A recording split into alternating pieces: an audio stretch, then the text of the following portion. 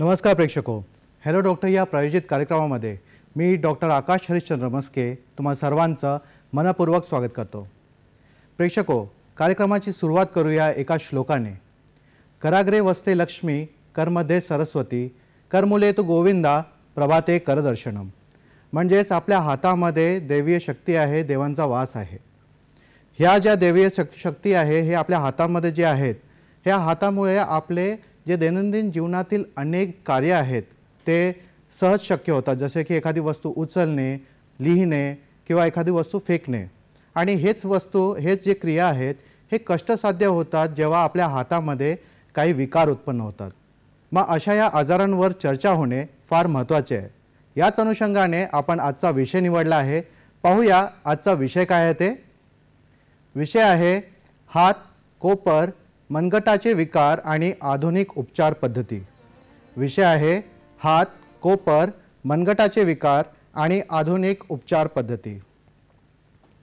व या विषयावर तज्ञ मार्गदर्शन आणि चर्चा करण्यासाठी आज आपल्यासोबत उपस्थित आहेत डॉक्टर प्रशांत कांबळे सर। नमस्कार सर, आपल्या या कार्यक्रमामध्ये स्वागत आहे। महाराष्ट्राला सुपरिचित असं व्यक्तिमत्व आहे सरांचं, तरीही नव्या असलेल्या प्रेक्षकांसाठी मी सरांची ओळख करून देतो। डॉक्टर प्रशांत कांबळे सर हे सेट GS मेडिकल कॉलेज आणि KM हॉस्पिटल मुंबई येथे सहाय्यक प्राध्यापक म्हणून कार्यरत आहेत। MBBS नंतर सरांनी ऑर्थोपेडिक्समध्ये MS ही पदवी संपादन केली आहे।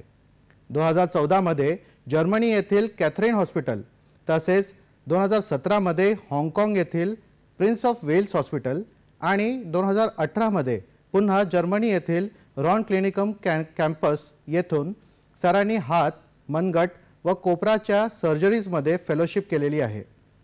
सर्व क्रीडा दुखापतींवर उपचार करण्याचा 14 वर्षांपेक्षाही जास्त काळाचा प्रदीर्घ असा अनुभव सरांचा आहे। सरांचे अनेक राष्ट्रीय आणि आंतरराष्ट्रीय जर्नल्समध्ये विपुल लेखन कार्य प्रकाशित आहे। चला तर मुख्य कार्यक्रमाकडे वळूया। सर, पुन्हा एकदा या कार्यक्रमामध्ये आपलं स्वागत आहे। आजचा विषय आपण हाताशी निगडित आहे।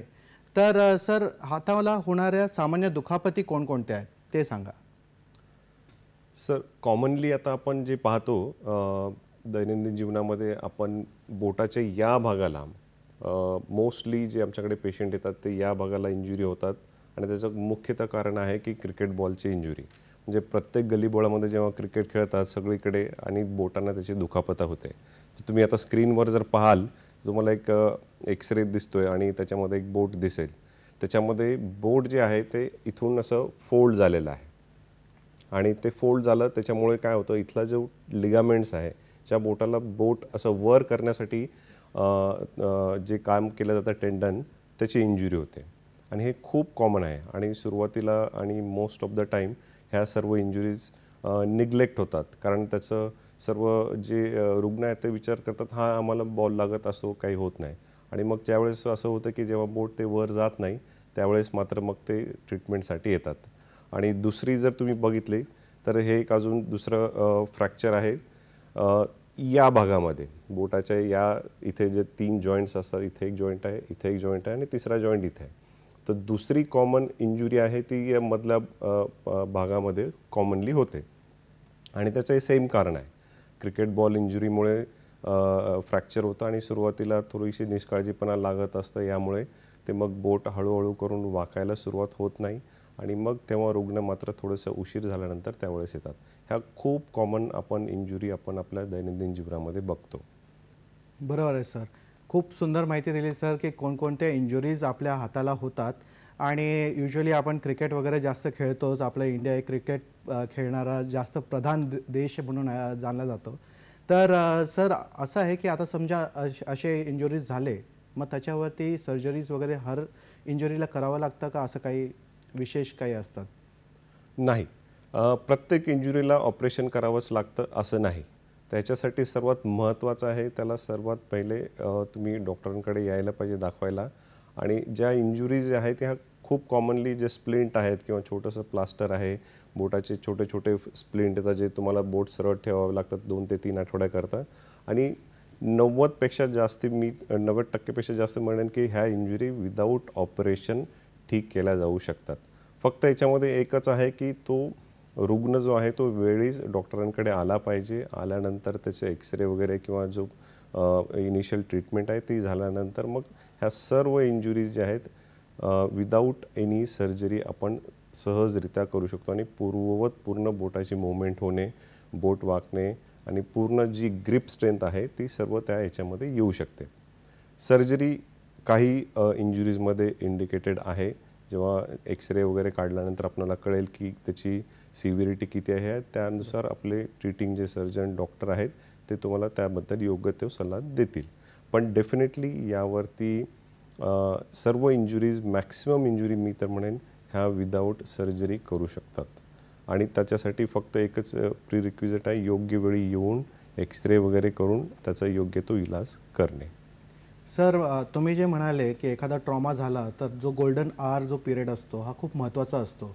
तर मग याच्यामध्ये आता प्रथमोपचार म्हणून सामान्य लोकांनी काय करावं एखादा आघात झाला तर?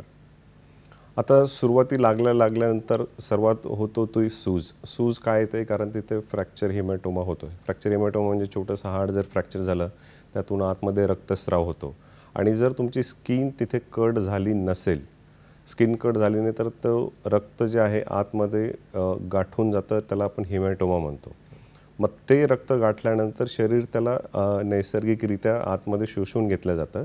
त्यासाठी तुम्ही बाहेरून त्याला आईस पॅक्स, बर्फाने त्याला शेकणे, हात उंचावर ठेवणे, जेणेकरून की जी सूज आहे ती हळूहळू कालांतराने उतरून जाईल. सुरुवातीला जेव्हा मार लागला, सूज आली, त्यावेळेस काय नाही करायचं हे पण महत्त्वाचं आहे. त्याच्यामध्ये गरम पाण्याने शेकणे हे बिलकुल करायचं नाही, कारण गरम पाण्याने शेकल्यानंतर खूप वेळेस असं होतं की त्याची सूज वाढते, कारण त्या भागाचा रक्तपुरवठा वाढतो. तर इंजुरी जेव्हा झाली, ज्यावेळेस रक्तस्राव बाहेरून होत नाही, आतमध्ये हेमॅटोमा जमा होतो आहे, अशा वेळेस मात्र फक्त बर्फाने त्याला शेकायचं आहे, जेणेकरून ती सूज उतरून जाईल. आणि हळूहळू जेवढं होईल तेवढं फिंगर मुवमेंट्स करायचे आहेत. जसं तुमची सूज उतरेल, दुखायचं कमी होईल, हळूहळू मग त्या फिंगर मुवमेंट्स करून तुम्ही पूर्ववत काम करू शकता. आणि महत्त्वाचं यामध्ये की त्वरित तुमच्या नजीकच्या डॉक्टरना जाऊन भेट घेऊन एक्सरे किंवा जे काही रिक्वायर इन्व्हेस्टिगेशन आहे ते तुम्ही करू शकता.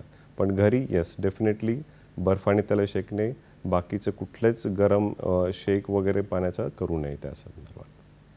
सर, तुम्ही हे जे सांगतायत हे आहे ॲक्यूट किंवा एखादा ट्रॉमा झाला आहे त्या गोष्टींसाठी. पण जर क्रॉनिक काही डिझिजेस असतात, जसं संधिवात, असे खूप प्रचलित असं एक शब्द आहे, तर संधिवात असं काही होतं का आपल्या बोटांना, काय होतं का? हो, डेफिनेटली. जे सांध्याचे छोटे छोटे जॉईंट्स आहे, जसं मी तुम्हाला सांगितलं इथे जॉईंट्स आहे, इथे एक जॉईंट आहे, इथे आहे आणि ह्या भागातही सुद्धा जॉईंट आहे. ह्या छोट्या छोट्या जॉईंट्सला सुद्धा संधिवात होतो. त्याच्यामध्ये दुसरे मोस्ट कॉमनली जो आहे तो रुमॅटॉइड अर्थरायटिस, जो तुमच्या शरीरातल्या प्रत्येक सांध्याला अफेक्ट करतो. मोस्टली तो गुडघ्यामध्ये होतो, त्यानंतर हे तुमच्या हिप जॉईंटमध्ये होतो आणि मग तुमच्या जे हाताचे छोटे छोटे जॉईंट्स आहेत तिथे पण तो संधिवात होतो. आणि त्याच्या जे नीमध्ये पेन होतं किंवा हिप जॉईंटमध्ये तुमच्या पेन होतं, तसंच तुम्हाला तिकडे हाताचे छोटे जे सांधे आहेत त्याच्यामध्ये पेन व्हायला सुरुवात होते. हळूहळू कालांतराने त्याची वेदना वाढायला सुरू होतात आणि मग जे तुमच्या दैनंदिन जीवनाच्या ॲक्टिव्हिटी आहेत, जसं की तुम्हाला लिहिणे किंवा कुठल्याही गोष्टीला ग्रिप स्ट्रेंथ लागते, पकडणे, वजन उचलणे, बॉटल ओपन करणे, दरवाजा उघडणे, या सर्व गोष्टींमध्ये हळूहळू मग तुम्हाला तो त्रास जाणवायला सुरुवात होते. हे झालं रुमॅटॉइड अर्थरायटिसची. आता जसं मी सांगितलं काही इंजुरी ज्या आहेत त्या निग्लेक्ट होतात, म्हणजे दुर्लक्षित होतात. तर कालांतराने अशा सांध्यांवरती सुद्धा पोस्ट ट्रॉमॅटिक अर्थरायटिस, म्हणजे जे इजा झाल्यानंतर अर्थरायटिस होतो, त्यासुद्धा होतात. त्या मात्र तुम्हाला थोड्याशा लवकर होतात, कारण संधिवात वगैरे बाकीचे जे संधिवात आहे ते तुम्हाला बाकी शरीरात पण त्याचे साईन सिम्पटम्स दिसतील. पण जो पोस्ट ट्रॉमॅटिक अर्थरायटिस आहे तो पर्टिक्युलरली त्याच सांध्यावरती असेल आणि हळूहळू मग त्याचे फंक्शन कमी व्हायला जातात आणि मग तुमचे ग्रिप आणि जे फाईन फंक्शन आहे बोटांचे, बोट वाकणे वगैरे, हे मग हळूहळू तुमचं कमी व्हायला सुरुवात होते. सर, मग आता हे तुम्ही संधिवात आणि आमवात म्हणजे ऑस्टिओआर्थरायटिस आणि रुमॅटॉइड अर्थरायटिसबद्दल सांगितलं. मेन याचे कारणे आणि लक्षणे कोणकोणती आहेत आणि याच्यावरती मुख्य ट्रीटमेंट काय असेल? संधिवाताला जे वयानुसार होतं आणि रुमॅटॉइड अर्थरायटिस होतं. आजकाल रुमॅटॉइड अर्थरायटिससाठी खूप सारे चांगले औषधं आहेत. नवीन नवीन औषधं आजकाल आपणाला मिळतात. त्याच्यामुळे त्याचा पेन जो आहे तो फार कमी होतो. आणि जसं रुमॅटॉइड अर्थरायटिस आहे पूर्ण शरीरामध्ये होतं, तर ह्या DMRDs म्हणून त्या गोळ्या पूर्ण त्यांचं एक हे येतं, पूर्ण तुम्हाला रुमॅटॉलॉजिस्ट ते प्रिस्क्राईब करतात. त्या गोळ्यांनी तुमचं पेन आणि सूजन जी आहे ते पूर्ण सांध्यावरची कमी होते. पण जी संधिवात आहे जे वयानुसार होतं त्याची मात्र ट्रीटमेंट थोडीशी वेगळी आहे. इनिशियली जेव्हा सुरुवातीला ज्याचे असे ग्रेड 4 असे आपण त्याला कॅटेगराईज केलं आहे. ग्रेड 1 म्हणजे माइल्ड आणि ग्रेड 2 मॉडरेट आणि मग ग्रेड 3 आणि ग्रेड 4 सिव्हिअर टू मॉडरेट अशा याच्यामध्ये कॅटेगराईज केले. तर सुरुवातीचे जे 2 आहेत त्याच्यावरती आपण काही पेन किलर्स किंवा ॲक्टिव्हिटी तुमच्या मॉडिफाय करून ह्या त्यांना आपण टॅकल करू शकतो. पण ग्रेड 3 आणि ग्रेड 4 आहे त्याच्यामध्ये मोस्ट ऑफ द टाईम त्याला सर्जरी लागते. आणि जसं आज तुम्ही बघत असाल नी रिप्लेसमेंट होतं आहे, हिप रिप्लेसमेंट होतं आहे, तसंच हाताचे जे छोटे छोटे सांधे आहेत त्याचीसुद्धा आज जॉईंट रिप्लेसमेंट आपल्याकडे भारतामध्ये होऊ शकतात. ते सुद्धा सांधे बदलून त्याची फिंगर मोमेंट आणि तुमच्या पूर्ण बोटं वाकवण्याची जी मोमेंट आहे ती पूर्ण त्याच्यामध्ये होऊ शकते. पण सर आपण चिकित्सेबद्दल पण जाणून घेऊयात, पण तत्पूर्वी आपल्याला एक टेलिफोन कॉल आलेला आहे. विद्याधर साळवी बोलत आहेत जुन्नरहून. विद्याधरजी नमस्कार, आपला प्रश्न विचारा. नमस्ते. आपल्या दोघांचं वेलकम. तुम्ही चांगला कार्यक्रम हाती घेतला. धन्यवाद. जुन्नर बोलताय साळवी. हो हो. जे नाही का आपलं खांद्याचं जे दुखणं असतं फ्रोझन शोल्डर, ते ऍक्च्युली कशामुळे होतं आणि त्याच्यावर काय उपचार आहे? धन्यवाद तुमच्या प्रश्नासाठी. फ्रोझन शोल्डर जो आहे तो मोस्ट ऑफ द टाईम ज्या लोकांना डायबिटीज आहे त्या लोकांना हा थोडासा कॉमनली ऑब्झर्व केला जातो. आणि ज्यांचं अनकंट्रोल्ड डायबिटीज आहे त्यांना डेफिनेटली फ्रोझन शोल्डर होण्याची जास्त शक्यता असते. आता फ्रोझन शोल्डर म्हणजे नेमकं काय की सांधा तुमच्या मागच्या साईड भागाला जाऊन टच करत नाहीत. म्हणजे तुमच्या शोल्डरची मूवमेंट जसं पाठीच्या कण्याला तुम्ही हात लावता ती सर्वात पहिले तुमची मूवमेंट जी आहे ती रिस्ट्रिक्ट होते. आणि हळूहळू मग ज्याची सिव्हिरिटी वाढत गेली की मग तुमचा हात जो आहे मागच्या भागाला जातच नाही एकदम सिव्हिअर कंडिशनमध्ये. तर याचं सिम्पल आणि साधं कारण जे आहे ते डायबिटीज आहे. आणि मोस्ट ऑफ द टाईम हा विदाऊट एनी सर्जरी किंवा फिजिओथेरपी करून हा ठीक केला जाऊ शकतो. एकच आहे याच्यामध्ये की फ्रोझन शोल्डर ठीक होण्यासाठी काही वेळ फिजिओथेरपी एक्सरसाइज करणे आवश्यक आहे. साधारणतः एक 8 ते 9 महिने पूर्णवत ठीक होण्यासाठी लागू शकतात. विद्याधरजी तुमचा प्रश्नाचं नक्कीच समाधान झालं असेल अशी मी आशा बाळगतो. सर आपण लक्षणे आणि चिकित्साबद्दल सांगत होतात संधिवात आणि आमवात या आजाराचे. येस. सो जसं मी सांगितलं की नी रिप्लेसमेंट आणि हिप रिप्लेसमेंट आज जसं कॉमनली केलं जातं तसंच या स्मॉल जॉईंट्सचं आज जॉईंट रिप्लेसमेंट आपल्याकडे भारतामध्ये त्याचे छोटे छोटे सांधे उपलब्ध आहेत. आपण ते बदलून त्याची मूवमेंट आणि फिंगर मूवमेंट आणि ग्रिप स्ट्रेंथ जी आहे ती पूर्ववत आपण करू शकतो. रिसेंटली जो थंब बेस आहे म्हणजे तुमचा अंगठ्याच्या एकदम तिथला जो सांधा आहे हा एक्झॅक्टली इथे, ती ही सर्वात जास्त संधिवात होण्याचे चान्सेस इथे आहेत. मग तो सुद्धा आज सांधा कृत्रिमरित्या तिथं सांध्या प्रत्यारोपण करून त्या जॉईंटची मोबिलिटी आज आपल्याकडे उपलब्ध आहे. त्याला कन्व्हेन्शनल ट्रीटमेंट पण आहेत, पण मोस्ट ऑफ द टाईम या संधिवाताला ऑपरेशन करावं लागतं जेणेकरून तुमची फिंगर मुवमेंट्स वेदना ह्या सर्व ऑपरेशननंतर चालल्या जातील. अप्रतिम माहिती दिली सर तुम्ही. सर आपण संधिवात आणि आमवात हे जे कॉमन टर्म्स आहे याच्याबद्दल तर माहिती घेतलीच, पण काही असे टर्म्स आहेत जसे ट्रिगर फिंगर, याबद्दल काही सांगा. याची लक्षणं काय आणि याच्यावरती काळजी कशी घ्यावी? ट्रिगर फिंगर आहे ना खूप कॉमन प्रॉब्लेम आहे. मोस्ट ऑफ द टाईम सर्व जे रुग्ण आहेत ते असं बोटाचा खटका वाजतायत अशी कंप्लेंट घेऊन येतात. जेव्हा बंद करतो फिंगर आणि जेव्हा उघडायला जातात तो लॉक होतो आणि मग तो जोर लावून उघडला जातो. तर मग त्याला आपण तो ट्रिगरिंग जी ॲक्शन आहे ती त्याच्यामुळे आपण त्याला ट्रिगर फिंगर म्हणतो. सर इकडे थांबवतो तुम्हाला. चर्चेच्या वळणावरती आपल्याला एक टेलिफोन कॉल आलेला आहे.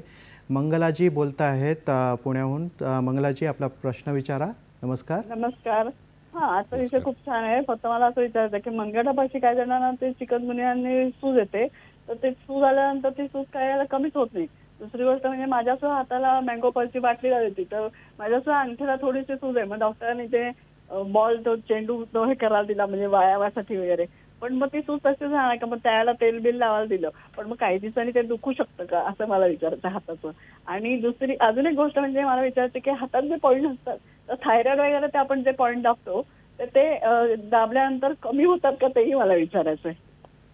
ओके, धन्यवाद. सो आता कुठलेही चिकनगुन्या किंवा कुठले अजून आजार झाल्यानंतर मनगटात दुखायला सुरू होतं, त्याला आपण म्हणतो रिॲक्टिव्ह सायनोवायटिस. म्हणजे शरीरातला फीवर आला किंवा दुसऱ्या सांध्याला दुखतंय, तर त्याचं रिॲक्टिव्ह सायनोवायटिस म्हणजे तिथल्या सांध्याचं सूज येणे, तिथलं सायनोवायटिस होणे, त्याचे हे कॉमन प्रॉब्लेम आहेत. पण जसं ती प्रायमरी डिसीज जे आहे, मुख्य जे रोग आहे तो कमी झाला, ते सुद्धा हळूहळू कालांतराने कमी होतं. फारच कमी रुग्णांमध्ये ते बऱ्याच काळ राहतं आणि त्याला स्पेसिफिक इलाज असा काही नाही आहे, कारण जे प्रायमरी डिसीज आहे ती कमी झाली की ते हे सुद्धा ॲटोमॅटिक कमी होतं. आणि प्रामुख्याने जेव्हा सूज वगैरे येते त्यावेळेस अशा याला तुम्ही बर्फाने आईस पॅक्सनं शेकणं आवश्यक आहे. गरम पाण्याने शेकायचं नाही. मालिश किंवा अजून कुठले बाम वगैरे लावायचे नाहीत. बर्फाने शेकलं आणि किंवा इलास्टोक्रिप बँडेज ज्याच्याने तुमची सूज कमी होईल, हे तुम्ही प्रायमरीली करू शकता. आणि मुख्य रोग जो ज्याच्यामुळे चिकनगुन्या जसं तुम्ही सांगितलं तो पूर्णवत बरा झाला, तर हे सुद्धा सांध्यावरचं सूज तुमच्या 100% कमी होणार. मंगलाजी, आपण सरांच्या सल्ल्यानुसार जर वागल्या तर नक्कीच तुम्हाला फायदा होईल अशी मी आशा बाळगतो. सर, आपण ट्रिगर फिंगरबद्दल सांगत होतात. येस. सो ट्रिगर फिंगरमध्ये हाताच्या या भागामध्ये वेदना होतात आणि प्रत्येक मूवमेंटला तो लॉक होतो आणि जोराने त्याला उघडावं लागतं, म्हणून त्याला आपण ट्रिगर फिंगर म्हणतो. आणि हे पण कधीकधी तुम्हाला एकाच बोटामध्ये होऊ शकतं. असं होऊ शकतं की तुम्हाला दुसऱ्या हाताच्या एका बोटामध्ये होऊ शकतं किंवा त्याच हातामध्ये 2-3 बोटांना एकसाथ होऊ शकतं. आता इनिशियली सुरुवातीला जर एकदम माइल्ड जेव्हा सिम्पटम्स असतील, त्याला हलकीशी मसाज करून हलक्या गरम पाण्यात तुम्ही दररोज सकाळ आणि संध्याकाळ त्याचा गरम पाण्याचा शेक घेऊन हे सुरुवातीला तुम्ही मॅनेज करू शकता. 2 ते 3 महिन्यामध्ये साधारणतः तुम्हाला फरक जाणवायला काही हरकत नाही. आणि समजा 2-3 महिने झाले आणि त्यानंतर ही तुमचे सिम्पटम्स राहिले किंवा त्याचे जे लॉकिंग मोमेंट आहे, जे खटका वाजतो आपण, त्याची जर फ्रिक्वेन्सी वाढत गेली, तर मग डेफिनेटली तुम्हाला सल्ला घ्यावा लागेल तुमच्या डॉक्टरांकडे जाऊन.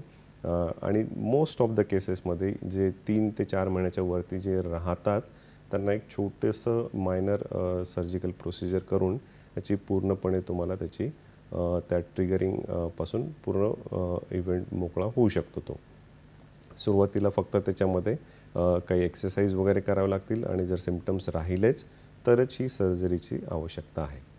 सर, मग याच्यामध्ये सर्जरी आणि फिजिओथेरपी या दोघांचा महत्त्वाचा रोल आहे का?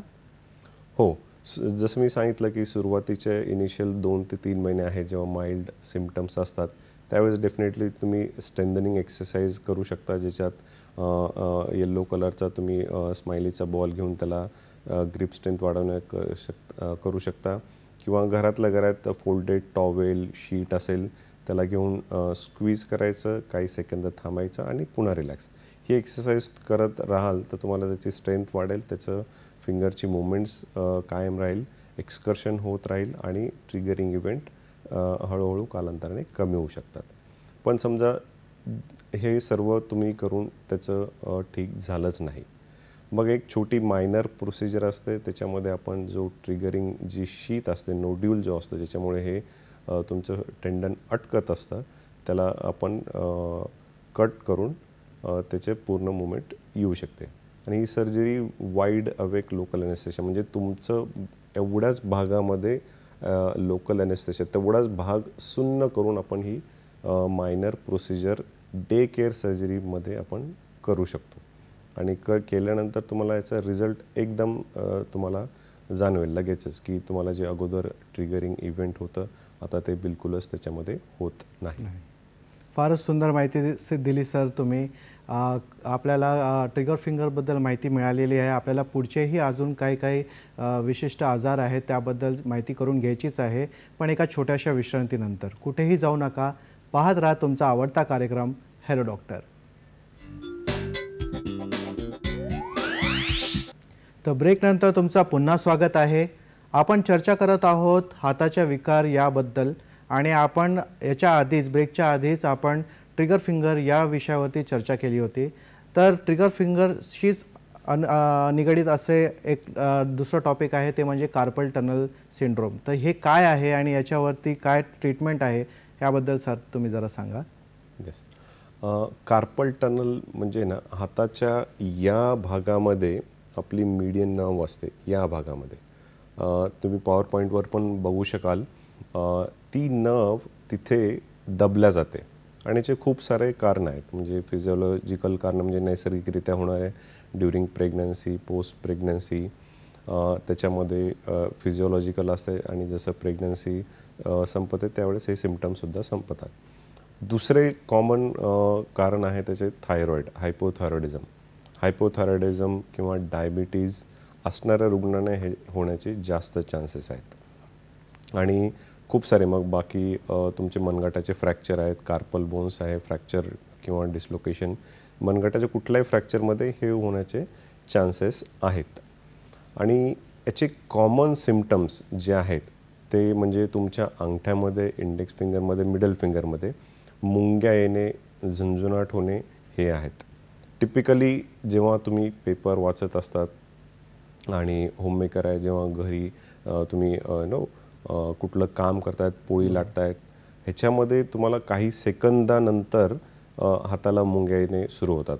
आणि त्याच्यानंतर दुसरं आहे, तुम्ही फोनवरती जास्त वेळ राहिला की ज्यामुळे तुमचं कार्पल टनलचं प्रेशर आतमध्ये वाढतं, त्यावेळेस नसेवरती दबाव येतो आणि मग हाताच्या इंडेक्स आणि मिडल आणि फिंगरमध्ये हातावर मुंग्या येतात आणि मग ते तुम्हाला सिम्पटम्स जाणवायला सुरू करतात. आणि जसं तुम्ही ही ॲक्शन रिलीज केली, म्हणजे तुम्ही बराच वेळ मोबाईल फोनवर बघत आहात, मग तेव्हा फोन बंद केला किंवा रिस्टची मुवमेंट कमी केली, पेपर वाचायचं कमी केलं, सडनली तुमचे सिम्पटम्ससुद्धा चालल्या जातात. म्हणजे होतं काय, या क्षणामध्ये काही क्षणाकरता तुमच्या कार्पल टनलचं प्रेशर वाढतं आणि नसेवर दबाव येऊन तुम्हाला हातात मुंग्या यायला सुरुवात होतात. आणि काही पेशंट्सला सिव्हिरिटी जर जास्त असेल तर रात्रीच्या मुंग्या येतात, म्हणजे तुमची झोप मोड त्याच्यामुळे होऊ शकते.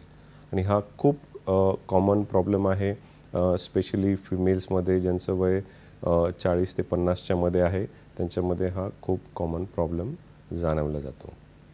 मग सर याच्यावरती ट्रीटमेंट काय काय आहे? याच्यामध्ये पुन्हा सर्जरी केली जाते का फिजिओथेरपीने पण फायदा होतो? डेफिनेटली सुरुवातीच्या काळामध्ये जर तुमचं पहिल्यांदाच तुमच्याकडे लक्षणं दिसत असेल तर त्याला काही गोळ्या औषधं देऊन किंवा फिजिओथेरपी आणि स्प्लिंट देऊन आपण बिना सर्जरीचा याला हमखासपणे इलाज करू शकतो. आता याच्यामध्ये ॲक्टिव्हिटी तुम्हाला काही मॉडिफाय करावं लागतील, जेणेकरून तुमचं मनगट जे आहे ते या कॉन्स्टंट पोझिशन, जसं आपण पेपर असतो त्यावेळेस आपलं मनगट असं होतं, फोन बघतोय असं होतं, तर ह्या ॲक्शन तुमच्या अवॉइड झाल्या पाहिजेत, जेणेकरून आतमध्ये या भागामध्ये रिस्टच्या प्रेशर यायला नको. मग हे तुमचे काही ॲक्टिव्हिटी मॉडिफिकेशन झाले. आता हे करण्यासाठी किंवा मग आपण त्यांना स्प्लिंट देतो, जेणेकरून रिस्टची मुवमेंट जे थांबवले जाते, स्पेशली ॲट द नाईट. तर त्यावेळेस आपण रात्रीला स्प्लिंट देऊन ह्यासुद्धा आपण बिना ऑपरेशन आणि काही गोळ्या औषध आहेत या करून आपण त्याला डेफिनेटली बिना ऑपरेशन त्याचा इलाज सुरुवातीच्या काळामध्ये केला जातो. फारच छान माहिती दिली सर. सर आपण युजली बोलताना ॲडव्हान्सेस ऑफ मेडिकल सायन्सेसबद्दल खूप विचार करतो, तर सर मनगटाच्या शस्त्रक्रियेमध्ये असे काही ॲडव्हान्सेस झालेले आहेत का? आता डेफिनेटली आपण जर कार्पल टनलचं जर उदाहरण घेतलं, कन्व्हेन्शनली ऑपरेशन जे आहे कार्पल टनलचंच आपण चिरा घेऊन त्याचं नस आपण डिली करतो. हेच कार्पल टनलचं ऑपरेशन आज आपण दुर्बिणीद्वारे सुद्धा करू शकतो, ज्याच्यामध्ये तुम्हाला कमीत कमी तुमच्या मनगटावर टाके लागतील आणि तुमची रिकव्हरी जी आहे तीसुद्धा फास्ट होलं जाते. पण यासाठी सिलेक्टेड पेशंट आहेत, त्याचे तुमचे डॉक्टर डेफिनेटली त्याचं बघून त्याचा डिसिजन घेऊ शकतात. दुसरी ॲडव्हान्सेस म्हणजे जर रिस्ट अर्थ्रोस्कोपी जर तुम्ही आता बघाल तुम्ही तर रिस्टचे जे प्रॉब्लेम्स आहेत मनगटामध्ये त्याच्यामध्ये खूप सारे दुर्बिणीने सुद्धा तुमचे बोन फ्रॅक्चर जे आहेत त्याच्यावरती सुद्धा आपण इलाज करू शकतो. हा सुद्धा तुम्हाला डेफिनेटली त्याच्यावरती इलाज करून कमीत कमी टाके ज्याच्यामध्ये लागतील अशा प्रकारे त्याची शस्त्रक्रिया आज होऊ शकते. फारच छान माहिती दिली सर तुम्ही. चर्चा रंगत चालली आहे. आपण ही चर्चा पुढे नेणारच आहोत, पण वेळ झाली आहे एका छोट्याशा विश्रांतीची. कुठेही जाऊ नका, पाहत राहा तुमचा आवडता कार्यक्रम हॅलो डॉक्टर. तर ब्रेकनंतर तुमचं पुन्हा स्वागत आहे. आपण चर्चा करत आहोत हातांमध्ये होणारे विकार याबद्दल, आणि सरांसोबत आपण चर्चा करत असताना सरांनी स्मार्टफोनचा जास्त वापर केल्याने काय काय होतं त्याबद्दल सांगितलं. सर, स्मार्टफोन तर सगळेच वापरतात आणि खूप जास्त प्रमाणात आता वापर होत चालला आहे, तर याच्यात अजून कोणकोणते आजार होऊ शकतात, काय होतं? डेफिनेटली स्मार्टफोनच्या जास्त युजेसमुळे मनगटावरती या भागावरती कॉन्स्टंट पेन होत राहतं. रिसेंटली आम्ही खूप सारे असे रुग्ण बघितलेत, तुम्ही इनफॅक्ट पॉवर पॉईंटवर पण बघू शकता की त्या भागावरती अंगठ्याच्या बेसला म्हणजे जिथे बेस ऑफ द थंब आहे तिथे 2 तुमचे टेंडन असतात, आणि कॉन्स्टंट फोन यूज केल्यामुळे तुमचा अंगठा जो आहे तो कॉन्स्टंटली यूज होतो, रादर इट ओव्हर यूज होतो, आणि मग त्याच्यामुळे तुमचा जे मनगटाच्या बाहेरच्या भागाला हळूहळू करून तिथे वेदना मात्र सुरू होतात, आणि मग कालांतराने त्या इतक्या तीव्र होतात की तुम्ही तुमचा मनगट किंवा अंगठाची मुवमेंटच करू शकत नाही. हा स्मार्टफोनच्या रिसेंटली खूप सारे असे रिसेंटली आम्ही रुग्ण पाहतोय की स्मार्टफोनच्या युजेसमुळे होतात. आणि आम्ही जेव्हा हे रुग्ण येतात त्यांना मी एकच प्रश्न विचारतो, त्यावेळेस तुमचा स्क्रीन टाईम किती आहे, आणि मग ज्यावेळेस ते स्क्रीन टाईम त्यांच्या फोनवरती बघतात तो खूप जास्त होतो. आणि याला सिंपल आणि साधं सोल्युशन म्हणजे त्या स्क्रीन टाईम तुमचा रिड्यूस करणे, स्मार्टफोनचा कमीत कमी जास्त यूज न करता, जास्तीत जास्त विदाऊट यूजिंग थंब अंगठ्याचे यूज न करता त्याला कमीत कमी वापरण्याचा प्रयत्न करावा. त्याला आम्ही नवीन टर्म्स यूज केले, किंवा आजकाल सोशल मीडिया किंवा व्हॉट्सअप किंवा कुठलाही सोशल मीडिया वापरता त्याला व्हॉट्सअप असं नवीन टर्म्स आम्ही त्याला देण्यात आलेली आहे, कारण खूप सारे त्याचा बराच वेळ वापर करून त्याची वेदना आपण ओढवून घेतो थोडक्यात. बरोबर आहे सर. सर, आपण रिस्टच्या सर्जरीजबद्दल आणि आजारांबद्दल माहिती करून घेतली आहे. आता आपण वळूया एल्बोवरती किंवा कोपरवरती. तर युजली आपण पाहतो सचिन तेंडुलकर सारखे मोठे क्रिकेटर आहेत, त्यांनासुद्धा असा टेनिस एल्बो झाला होता असं आपण ऐकण्यात होतं. तर हे टेनिस एल्बो काय आहे आणि ते काय स्पोर्ट्स पर्सनलाच होतो असं काही आहे का? टेनिस एल्बो म्हणजे तुमच्या एल्बोच्या बाहेरच्या भागाला हळूहळू वेदना सुरू होतात, आणि जसं की बॉटल ओपन करणे, दरवाजा ओपन करणे, किंवा एखादी बॅग जमिनीवरून उचलणे हलक्या वजनाची, हे जेव्हा तुम्ही उचलायला जाता दरवेळेस तुम्हाला त्या बाहेरच्या भागावर एल्बोच्या पेन होतं, पर्टिक्युलरली एकाच पॉईंटवरती, आणि मग ते ग्रॅज्युअली वाढत जातं. आणि मग कालांतराने असं होतं की प्रत्येक रिस्टच्या मुवमेंटमध्ये एल्बो दुखायला सुरुवात होतो, कारण एल्बोचे जे टेंडन्स आहेत ते सगळे मनगटाकडे जातात, बोटांना वर करणे, मनगट वर करणे, हे एल्बोपासून जे मसल ओरिजिन होतात त्याच्यामुळेच होतं. आणि ह्याच्या रिपीटेड ॲक्शनमुळे ती अशी मायक्रो इंजुरी ज्याला म्हणतो आपण, डायरेक्ट काही इम्पॅक्ट होत नाही तिकडे, पण रिपीटेड यूज मायक्रो इंजुरीमुळे तिकडे तुमच्या टेंडनला दुखापत होतं, आणि मग त्यामुळे पेन सुरू होतं. आता जसं तुम्ही ऐकलत की हा फक्त क्रिकेटर्सला किंवा टेनिस खेळणाऱ्या खेळाडूंनाच होतो, हा मोठा मिसनोमर आहे. टेनिस किंवा क्रिकेट खेळणाऱ्या खेळाडूंना हा फार कमी याच्यामध्ये होतो. तर मग होतो कोणाला? कॉमनली जे डेस्क जॉब वर्कर आहेत, ज्यांचा दिवसभर किंवा त्यांचा जॉब डिमांड करतो की त्यांना कम्प्युटर यूज करणे वारंवार, हे जवळपास 90% जास्त रुग्ण आम्ही टेनिस एल्बोपासून सफर होतात. कारण त्याच्यामध्येच त्यांच्या रिस्ट आणि मनगटाची मूवमेंट ही रिपीटेड दिवसातून कमीत कमी 7 ते 8 तास ते लॅपटॉप यूज करतात आणि त्याच्यामुळे मग त्यांच्या एल्बोवरती पेन व्हायला हळूहळू सुरुवात होते. तर हे मिसनोमर आहे. टेनिस एल्बो टेनिस खेळणाऱ्याने फार कमी होतो आणि क्रिकेट खेळणाऱ्याने फार कमी होतो. मग सर याच्यावरती काय ट्रीटमेंट आहे का? याच्यावरती सुद्धा सर्जरीज आणि फिजिओथेरपीचा फायदा होतो का? डेफिनेटली. जसं मी सांगितलं की हा होतोच तुम्हाला ओव्हर यूज केल्यामुळे. मग त्याचा इलाजसुद्धा आहे सेम, रिव्हर्स डायरेक्शनने त्याचा ओव्हर यूज कमी करणे. म्हणजे रिपीटेड ॲक्शन जे आहेत रिस्टच्या त्या तुम्हाला कमी कराव्या लागतील.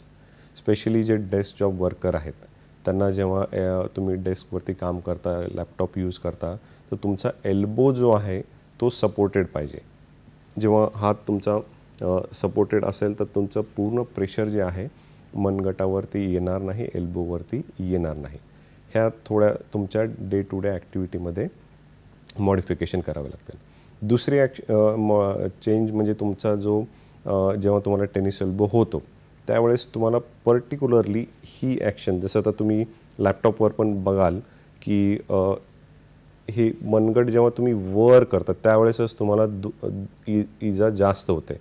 पण मग तुम्हाला कुठलीही गोष्ट उचलताना, लॅपटॉप बॅग उचलताना, पाण्याची बॉटल उचलताना ह्या गोष्टी या डायरेक्शननं न करता हाताला तुम्ही या डायरेक्शनने करू शकता, जेणेकरून तुमचा जो उचलण्याचा अँकर पॉईंट आहे तुमच्या आतमधल्या साईडला एल्बोच्या होतो. म्हणजे तुमच्या जिथं टेनिस एल्बोचं दुखापत होते त्या साईडला न होता मीडियल साईडवरती त्याचं अँकर पॉईंट येतो आणि त्यावर मग तुम्ही त्या गोष्टी करू शकता. साधारणतः 6 ते 8 आठवडे या गोष्टीसाठी लागतात ठीक होण्याकरता. ॲक्टिव्हिटी मॉडिफिकेशन आणि खूप साऱ्या बाकीचे जे चेंजेस सांगितले ते केलं तर तुम्हाला जवळपास त्या गोष्टींपासून डेफिनेटली आराम मिळू शकतो. सर तुम्ही IT जॉब आणि वर्क फ्रॉम होम करणाऱ्या लोकांच्याबद्दल सांगितलं, तर युजली ते लोक असं कम्प्युटरवरती काम करत असताना टायपिंग वगैरे खूप जास्त प्रमाणात करतात. तर मग त्यांना होणारे कोणकोणते हाताचे आजार आहेत आणि त्यांच्यावरती त्यांनी काय काळजी घ्यावी? टेनिस एल्बो एक खूप कॉमन जसं सांगितलं, प्लस स्मार्टफोन जो आहे एक्सेस युजेसमुळे डिकर्वन्स जे अंगठ्याच्या बेसला होतं, प्लस त्यांना कंटिन्यूस बसून बसून त्यांच्या पाठीचे जे मसल्स आहेत त्यासुद्धा वीक होतात. प्लस त्यांच्या नेक मसल जे आहेत कॉन्स्टंटली लॅपटॉपकडे बघून एका जागेवर राहून त्यासुद्धा वीक होतात. त्या लोकांना सिम्पल सांगेन की जेवढं काही तुम्हाला टायपिंग वगैरे आहे ते जे तुम्ही व्हॉईस कमांड्सनी तुम्ही करू शकता, जेणेकरून तुमचा हाताचा यूज त्याच्यामध्ये फार कमी होईल. आणि मग हाताचा आणि इंटरमिटंट ब्रेक घ्यावेत. कंटिन्यूस 3-4 तास एका जागेवर जर बसून राहिलात तर तुमच्या पाठीचे स्नायू जे आहेत, मणक्यात जे स्नायू आहेत, मानेमधले जे स्नायू आहेत ते सुद्धा कमजोर पडायला सुरुवात होतात. तर इंटरमिटंट जे आहेत ते ब्रेक घ्यायचे. तुमचा पाठीचा भाग जो आहे तिथे तुमचं पिलो ठेवून त्याला सपोर्ट देऊ शकता. मानेचा जो भाग आहे तिथे तुम्ही सपोर्ट घेऊ शकता. एल्बोवरती तुम्ही बसून तिथे सपोर्ट घेऊ शकता. तो जेणेकरून एका कुठल्याही ग्रुप ऑफ मसलवरती तुमचं प्रेशर येणार नाही आणि सहजरित्या जे काही प्रॉब्लेम आहेत सहजरित्या तुम्ही टाळू शकता याच्यावरती. खूपच छान अशी माहिती दिली सर तुम्ही. सर आता आपण जसं टेनिस एल्बो बोलतो तसंच एक कॉमन टर्म आहे गॉल्फर्स यांचा जो कोपर आहे किंवा क्युबर्टल फोसा असे आपण याच्याबद्दल बोलतो, तर याचे काही लक्षणं काय, सायन्स अँड सिम्पटम्स काय आहेत सर त्याचे? जसा टेनिस एल्बो आहे त्याचंच काउंटर पार्ट म्हणजे गोल्फर्स एल्बो. टेनिस एल्बो तुमच्या बाहेरच्या भागाला होतो आणि गोल्फर्स एल्बो तुमच्या आतमधल्या भागाला इजा होते. सेम ज्यांचं काम रिपीटेड यूज ऑफ फिंगर किंवा रिस्ट होते त्या लोकांना हा गोल्फर्स एल्बो होतो. आणि टिपिकली आतमधल्या भागाला त्याच्यावरती पेन होते. याच्यामध्ये एक्झॅक्टली रिव्हर्स होतं. या ॲक्शनमध्ये तुम्हाला पेन होतं जेव्हा तुम्ही रिस्ट मनगट आपल्या आतमधल्या भागाला ओढाल त्यावेळेस तिकडे पेन व्हायला सुरुवात होते. आणि याचेसुद्धा सिम्पटम्स ग्रॅज्युअली वाढत जातात जसं जसं तुमचं काम होतं. आणि त्याला ट्रीटमेंटसुद्धा सेमच आहे की तुमच्या ॲक्टिव्हिटी मॉडिफाय करणे आणि त्याच्या काही स्प्लिंट्स येतात ते पण आपण एल्बोवरती देतो. तो स्प्लिंट लावूनसुद्धा तुम्हाला बिना ऑपरेशननुसार गोल्फर एल्बोला पण ट्रीट करता येतं. आता दुसरा ऑप्शन आहे ज्यांना इनिशियल पार्टमध्ये ट्रीटमेंट देऊन फरक पडला नाही टेनिस एल्बोसाठी किंवा गोल्फर एल्बोसाठी.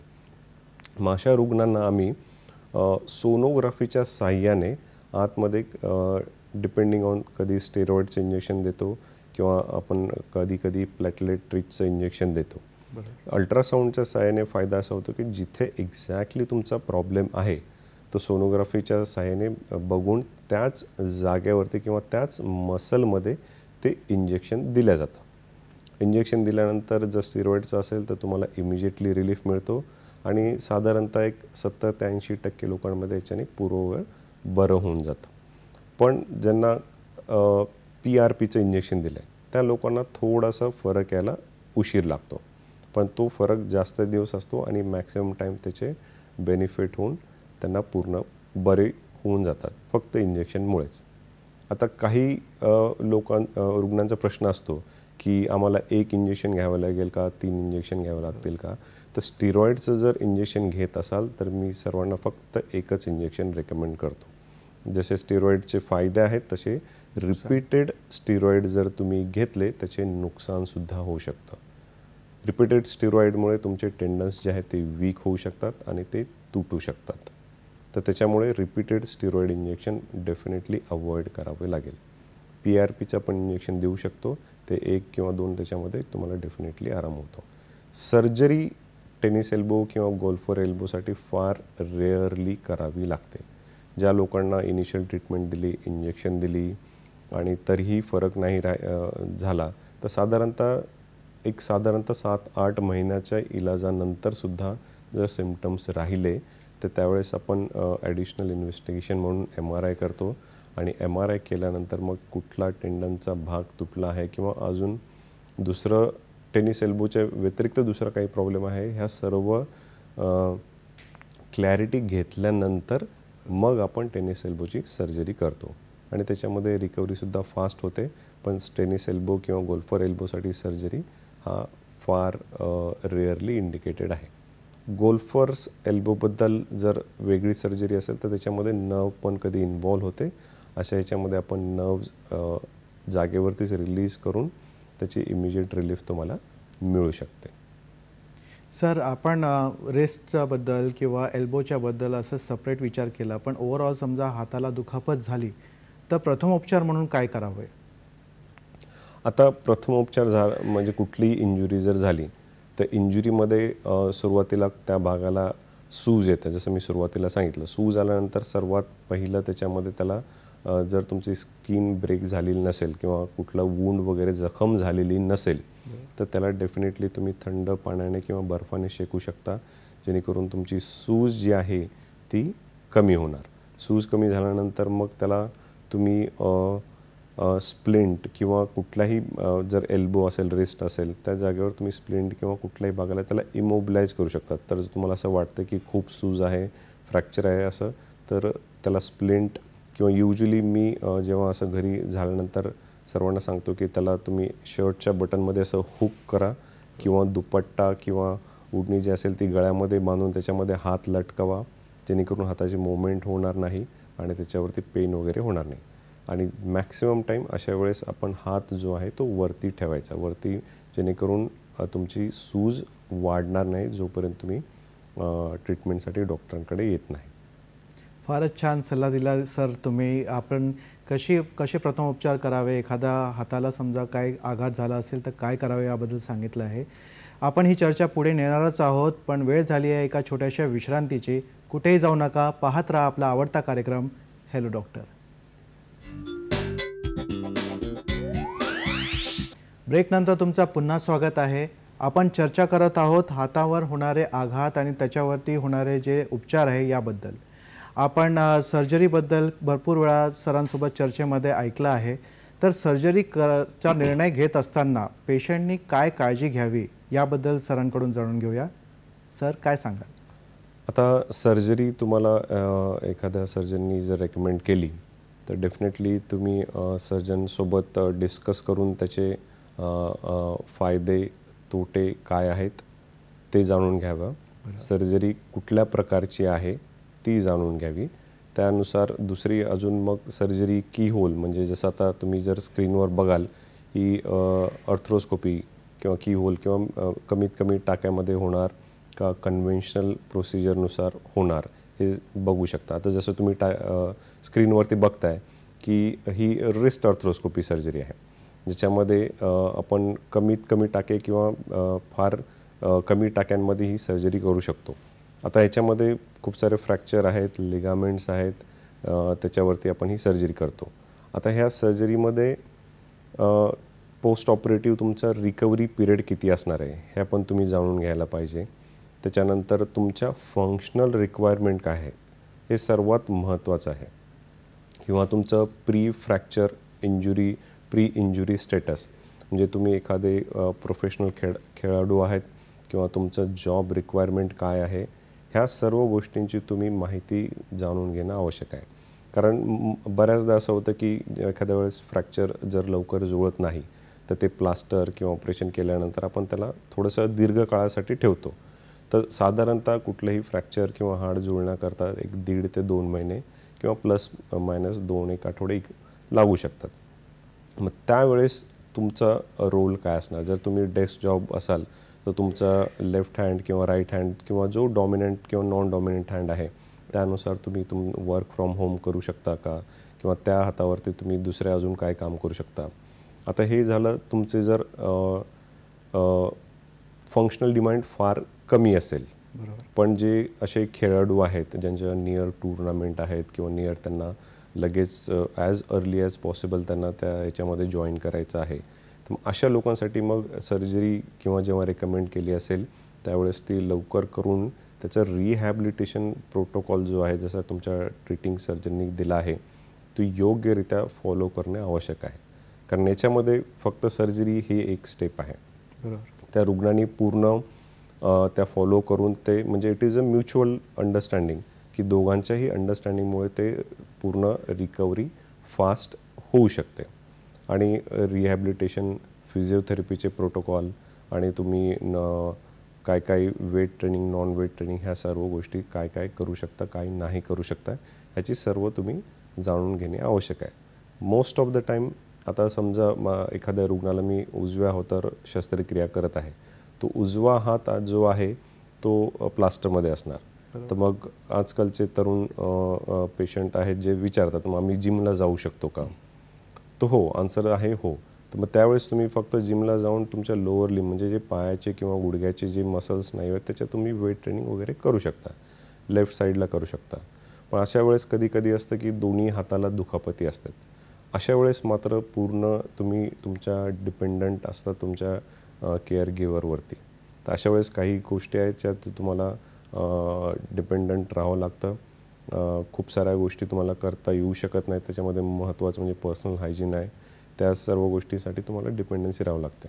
तर ह्यानुसार तुम्ही ह्या सर्व गोष्टी तुमच्या ट्रीटिंग सर्जनसोबत ऑपरेशनच्या अगोदर ह्या सर्व डिस्कस करून तुमच्या टेलर मेक करू शकता की तुम्हाला काय करता येईल, काय करता येणार नाही, आणि कुठल्या गोष्टींचं तुम्हाला पथ्य पाळावं लागेल. बरोबर. सर, तुम्ही पथ्याबद्दल सांगितलं, तर पोस्ट ऑपरेटिव्ह म्हणून संक्षेपमध्ये काय करायला पाहिजे आपण, की पोस्ट ऑपरेटिव्ह रुग्णांनी काय काळजी घ्यायला पाहिजे? सर्वात महत्त्वाचं म्हणजे हाताचे जे काही ऑपरेशन वगैरे झालेत, 99% वेळेस त्यांना ऑपरेशननंतर प्लास्टर असतं, किंवा बऱ्याच वेळेस आपण फक्त जे हाड बिना ऑपरेशननुसार पण बसवतो प्लास्टर असतं. तर ह्याच्यामध्ये सर्वात महत्त्वाची घ्यायची काळजी म्हणजे हातांच्या बोटांवरती सूज वाढायला किंवा यायला नको. आणि याचं सिम्पल आणि प्रिव्हेन्शन म्हणजे आहे हात उंचावर ठेवणे.